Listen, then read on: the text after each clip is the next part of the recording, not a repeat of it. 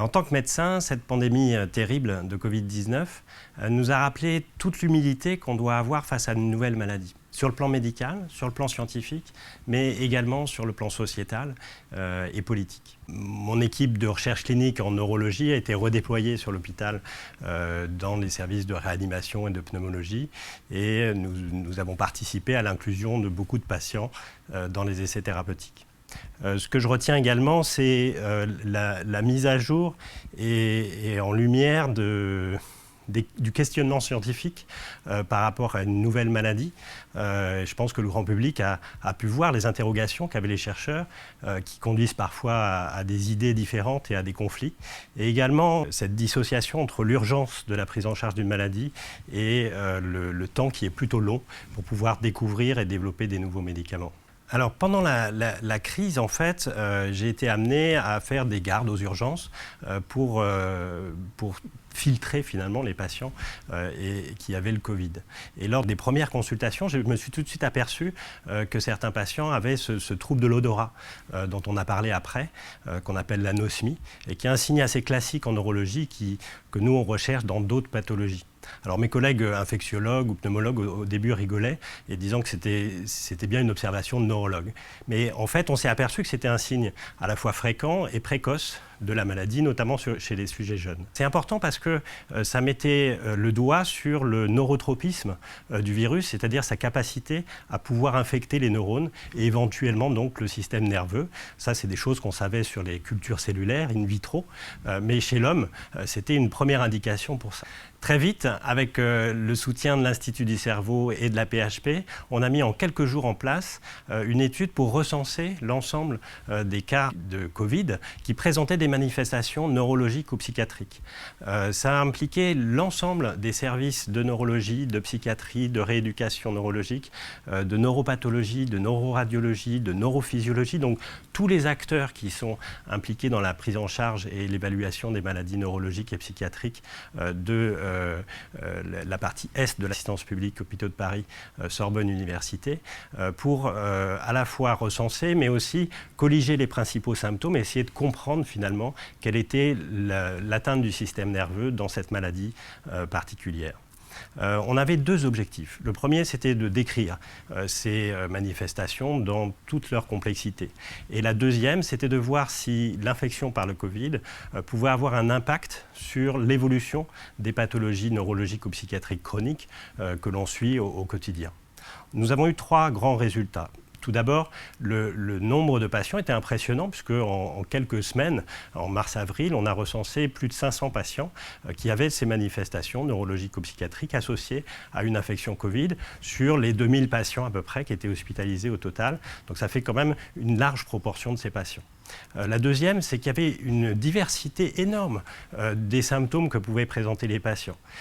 Des déficits moteurs, des déficits sensitifs, des confusions, des hallucinations, des troubles neurologiques qu'on dit périphériques, c'est-à-dire l'atteinte des nerfs en périphérie, tout un tas de symptômes associés à cette maladie et également psychiatriques avec des épisodes d'anxiété ou de dépression parfois très aigus. Donc première chose, la diversité. Deuxième chose, diversité également dans les causes. Nous avons eu notamment beaucoup d'accidents vasculaires cérébraux, beaucoup de complications de la réanimation, soit des difficultés pour le réveil ou des confusions post-réveil, soit des complications plus directes liées à l'intubation, mais aussi, vous savez, au positionnement des patients qu'on mettrait sur le ventre et qui du coup pouvaient présenter ce qu'on appelle des plexites, c'est-à-dire une atteinte des nerfs en périphérie liée à cette position. Et puis des complications psychiatriques également, liées directement ou indirectement au virus. Mais parmi toutes ces causes, finalement, on a recensé peu de choses qui étaient directement en rapport avec le virus, moins de 10%. Donc l'impression qu'on a, c'est que le virus, la maladie Covid finalement, va entraîner beaucoup de complications neurologiques et psychiatriques, mais de façon plutôt indirecte, et que cette infection directe du virus dans le système nerveux est moins clair à mettre en évidence. Dans la ponction lombaire, par exemple, quand on fait des ponctions pour recueillir ce liquide céphalorachidien qui baigne le cerveau et les nerfs, nous n'avons jamais retrouvé le virus. Il y a eu quelques publications qui montrent que c'est possible, mais dans nos cas, on n'a pas retrouvé le virus. Et dans les biopsies cérébrales qui ont été effectuées, on a beaucoup de mal également à mettre en évidence le virus.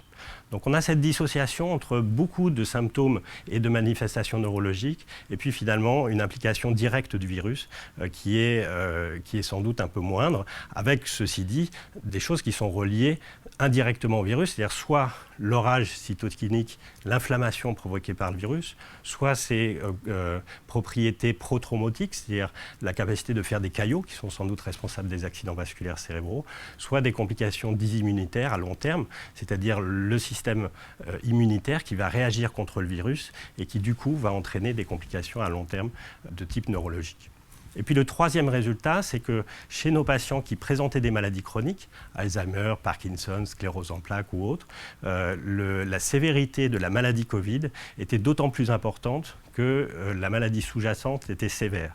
Ce qui veut bien dire que ces populations particulières doivent être particulièrement protégées. Alors, quelles sont les perspectives ? Quand on fait ce constat, on se dit que, il y a une importance des complications neurologiques à la phase aiguë de la maladie, mais on connaît encore très très mal les complications à long terme. Beaucoup de patients se disent fatigués, apathiques, ou ont des difficultés cognitives à distance de l'infection par le Covid. Alors bien sûr, ça peut être lié au stress, à des problèmes d'origine, je dirais, plus psychiatrique ou psychologique, mais il peut y avoir aussi des conséquences à long terme au niveau du système nerveux. Et c'est maintenant notre projet d'essayer de suivre ces patients à plus long terme et d'essayer de comprendre ce qui se passe pour essayer de prévenir les complications du virus. En conclusion, cette pandémie terrible nous a rappelé toute l'humilité qu'on doit avoir face à une nouvelle maladie et également la vocation des soignants à prendre en charge les patients. La médecine n'est pas qu'un métier technique, mais c'est aussi un métier humain dans lequel la prise en charge globale finalement des malades est extrêmement importante pour eux et pour la société.